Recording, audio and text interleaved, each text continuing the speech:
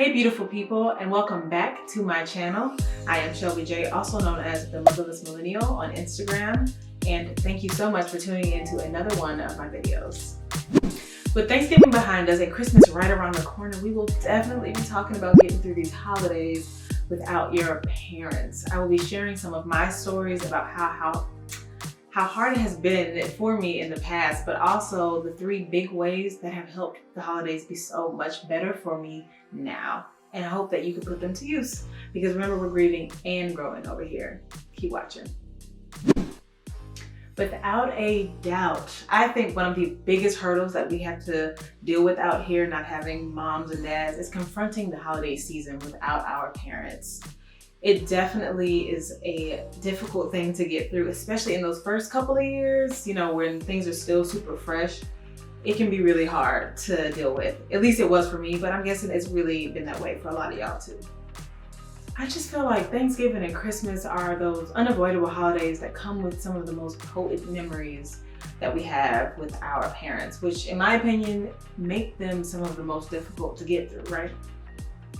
I mean, Valentine's Day we spend with our booze or alone or with friends. I mean, for me, it's a little different. My mother's birthday is on Valentine's Day, so that's a little extra for me. But then 4th of July, I think is not as intimate, right? Like everybody and their mama be at your house, fireworks, it's a lot going on, and Halloween, I mean, after a certain age, parents really stop being involved. You go out with your friends and go trick-or-treating, so.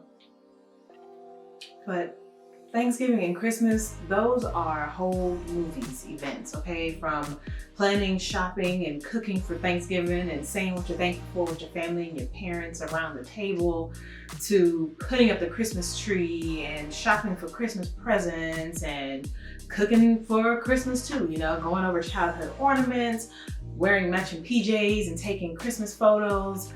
We just have some of the most intimate and sacred memories with our parents during that time. And that's why I think it's helpful to have some tips or have some strategies sometimes, especially in those earlier years, like I mentioned, because it hits really deep for us, in my opinion. So this brings me to my very first tip, which is to stand firm as you can on your decision to attend or not holiday events and festivities. So, circa 2009, I was 16 and I lost my mother in early November that year. And so Thanksgiving was right around the corner. And so at the time, my dad was still alive, right? And so, of course, and I have a giant family on my dad's side. I mean, aunts and cousins to the maximum capacity, right? Love them all, love y'all.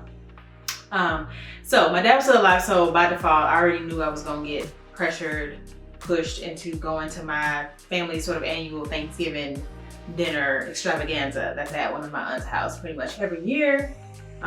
Even though I honestly just wasn't feeling it, I didn't want to go. And so I really remember that, I really came and ate, and then as soon as I ate, and I really didn't feel like eating like that, which is new for me because I eat, all right? But I just remember right after I ate, just sneaking off into my cousin's room and hiding on the side of her bed.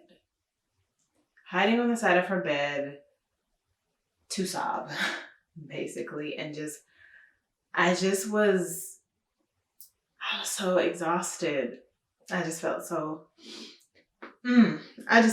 exhausted, and I just needed to get away from everybody.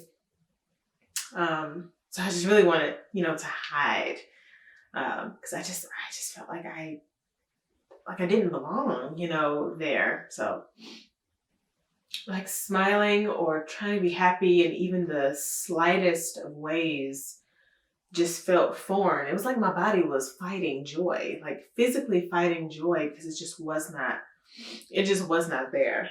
Sorry, I told you we might crop in here, but like I said, this is my first time doing this, so this is real. Yeah, like just physically fighting joy. I just felt like I was an outcast, like I didn't belong there.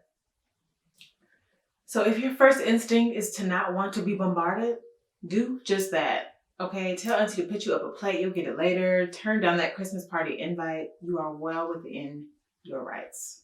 And hey, if the day comes and you are feeling up to it, go enjoy yourself, but just be honest with yourself, because there is nothing more annoying and worse than being stuck in a sea of holiday cheer that only reminds you of what you lost. And that is probably only going to trigger you. And if you are in a situation like I was, which happens when you're younger, and you feel like you're being peer pressured or forced into going somewhere and you just end up there, find a little time to sneak away if you're feeling suffocated. Just do a better job than I did at my hiding place, because I was found out in 20 minutes flat. Moving on to my second tip, which is to pour into others, aka doing good makes you feel good.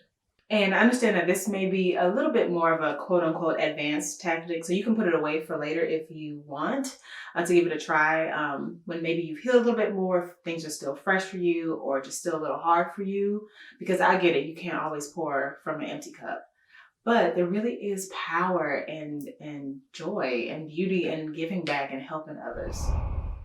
So before I lost my mom, she would actually take me to downtown Atlanta, and we would give out food and little toiletries and just stuff that, they need to the homeless downtown. And she would actually make me do a lot of the sort of reaching out and passing out of like the items that we have for them, because she really just, wanted me to, obviously, most parents, especially Black parents, really be like, be thankful what you got, da da da. So wanted me to obviously be aware of that and continue to realize that, I'm blessed, and there are people out there who, wish they had what you had. But she wanted me to learn that, but she also just wanted me, just groom me to be a good person. Thank you, Mama. That really just stuck with me for a while. And so now it's something that, I do in terms of like trying to give back when I can. And so that started for me probably like junior year of college, where I really just was like, okay, I really just want to feel better, and I want to just, give out what I, want to get, back. I was feeling not super, great or happy, but I knew I can make some other people happy, and I can put joy out there, which would maybe make me stronger internally. I don't know, but junior year of college, when I kind of started doing that, for me, it was just simple as my like little niece and nephew, my sister's kids, just wanting them to have like a really great Christmas, and then I was old enough now as their aunt to really try to do stuff for them. So I would start there. And then in like 2017, I started volunteering with Hands on Atlanta, and I was beautifying like middle schools, and knowing that kids would come back after Christmas break to like a brand new like painted school with cleaned up and gardens and stuff. It just really, really made me feel good that I was, outwardly creating something that I didn't necessarily have on the inside, but it was great to see that I was growing and being stronger enough to do that kind of stuff for people, even though I may not, have been all the way at peace or all the way healed. And my third tip, which may seem obvious, but it was hard for me, is to just cry. Cry, cry, cry, boo, cry, snot, cry. Seriously. During a time of year where everybody really just expects you to be thankful for what you do got still, which is a good tactic, but I feel like sometimes it can negate our pain, a pain that's very real and very raw, and, forces us that we just have to be together and not show it because we don't want to, be the Debbie Downers or whatever the case may be, but, allow yourself to feel. And I did not do this for so long, probably as a result of going straight into college after I lost my dad, my last parent, like literally months before I started college, and I just was going. But after that happened, and when I went home for Christmas, circa 2012, which was the first holiday, Christmas without both of my parents, it wrecked me. I just was, so sad. But still, to an extent, wasn't really allowing myself to just feel, because I was like, I don't have time for this. I got to get through college. It is what it is, whatever, really just trying to do those things. And now maybe like a couple of years ago, I like finally allowed myself to watch this home video, like the only home video I have left of my parents.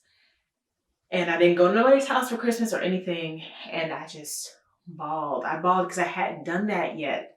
really, since like, the funerals. I hadn't done that yet. So, and it really can be cleansing, and just, allowing myself to be like, it's okay if I'm not jumping for joy and screaming Merry Christmas from the top of the rooftops today, And so I just really allowed myself, because I got to the point where I was backed up, and it just started seeping out of me, the emotion, the tears, the pain, because I had been just, not wanting to be the Debbie Downer, or, suffering in silence and all of those things.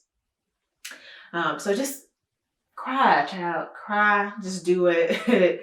If you need to do it, it's okay. You don't have to be super happy. And if whoever and a mama aren't okay with it, like I said, find your space, find your corner, and do it. So I just shared with you my 3 tips, strategies, ways that I really use and have used over the years to help me get through the holidays, and not only just survive them, right, y'all, for the bare minimum, but to actually try to enjoy them. And they've become so much better for me. So I really hope this has been helpful. Go ahead and like this video, share it, subscribe to my channel so that I can continue to be here for you. We can share stories and build this community. Happy holidays. You got this. Merry Christmas. And I will see you in the new year, where I will post videos once a week related to living this parentless life and thriving in this parentless life. Thanks for listening, and I'll see you in my next video. Bye, y'all.